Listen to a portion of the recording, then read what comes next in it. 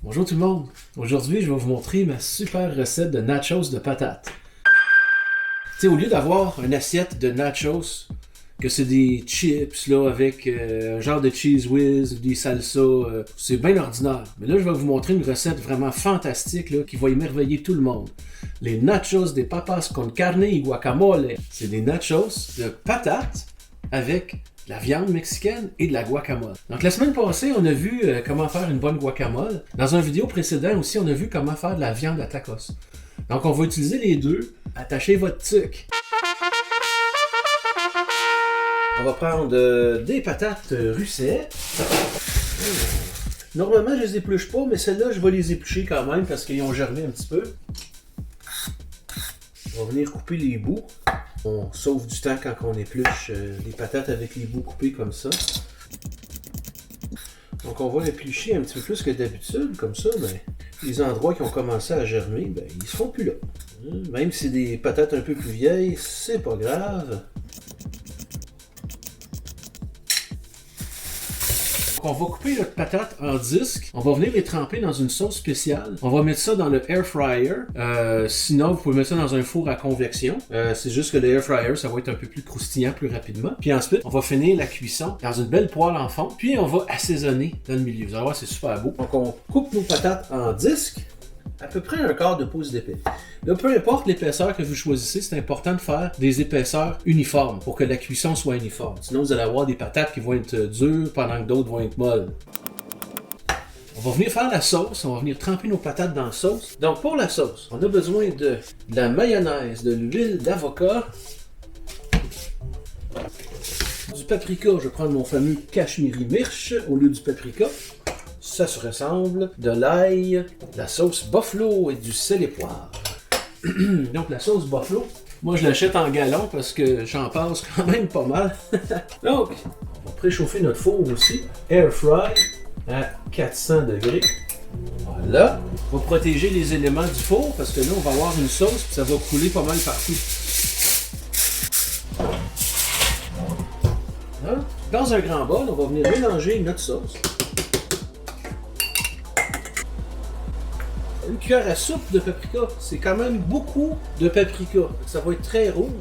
Comme d'habitude, moi, au lieu d'utiliser du paprika, j'utilise du cashmere mirch. C'est du paprika qui vient du nord de l'Inde. Ça se ressemble pas mal. C'est juste que il est encore plus rouge. Il y a un beau rouge pétant. Fait que à la vue, c'est plus joli.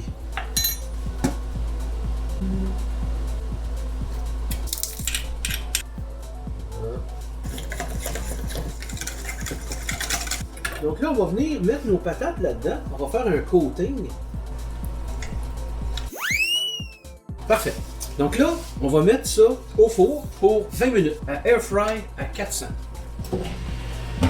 Là, c'est parti. On va se mettre un timer de 20 minutes. Donc, en attendant, on va réchauffer tranquillement.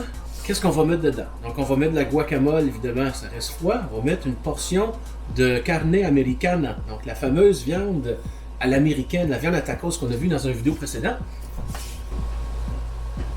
Donc on a une belle portion ici de viande à tacos. Tu prends un petit plat, on prend la portion qu'on a besoin. On met ça au micro-ondes. Un peu très micro-ondes pour pas. Donc la petite viande à chauffe. Ok, maintenant, on va faire notre présentation. On va commencer par sortir dans quoi on va présenter ça. Dans une belle poêle en fonte.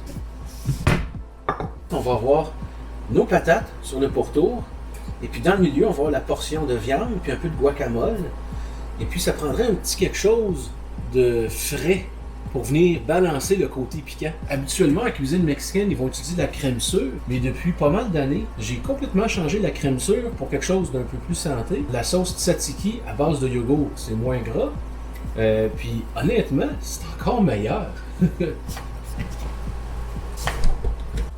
Ok, donc ça fait 20 minutes ça cuit. C'est le temps de sortir ça.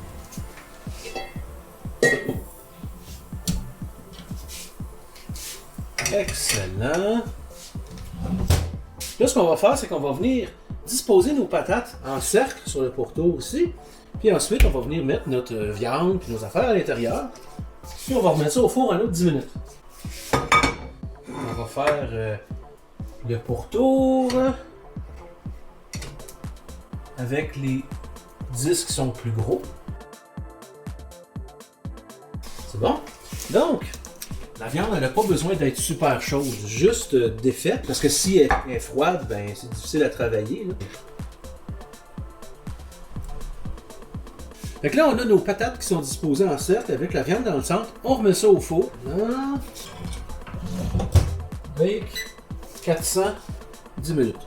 Donc, c'est à bake, donc pas de convection, pas d'air fry. 410 minutes juste pour que tout soit bien chaud ensemble. Ça va être bon. Ok, c'est prêt.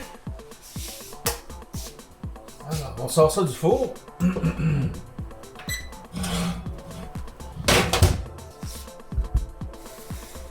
Là, c'est beau ça. Donc, c'est pas mal joli. Maintenant, tout ce qu'il reste à faire, c'est venir mettre nos petits ingrédients froids par-dessus. Une bonne guacamole fraîche, comme on a fait dans la vidéo précédente. Super guacamole.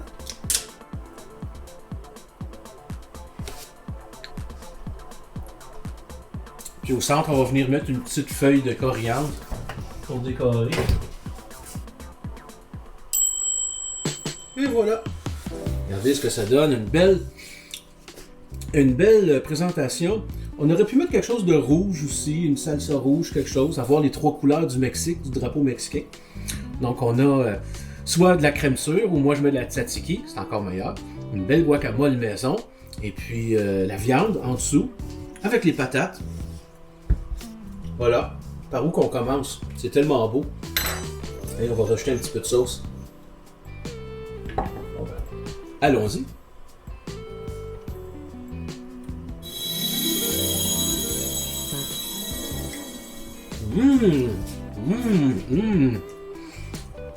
Oh, c'est super bon. Oh oui. Oh wow. Donc, au lieu de prendre des chips avec de la salsa puis du fromage nachos, faites ça. C'est pas mal différent. C'est tellement meilleur. Fait que pour tout faire, ce qu'on vient de faire ici, là, regardez la vidéo de la viande à tacos. Ça fait une couple de semaines. Regardez le dernier vidéo de la guacamole, comment faire une bonne guacamole. Là, vous êtes capable de vous faire ça ici. C'est vraiment, vraiment bon. Bon ben, sur ce, bon appétit tout le monde. Merci encore d'être là. Et à une prochaine, dans une autre vidéo, dans une autre belle recette.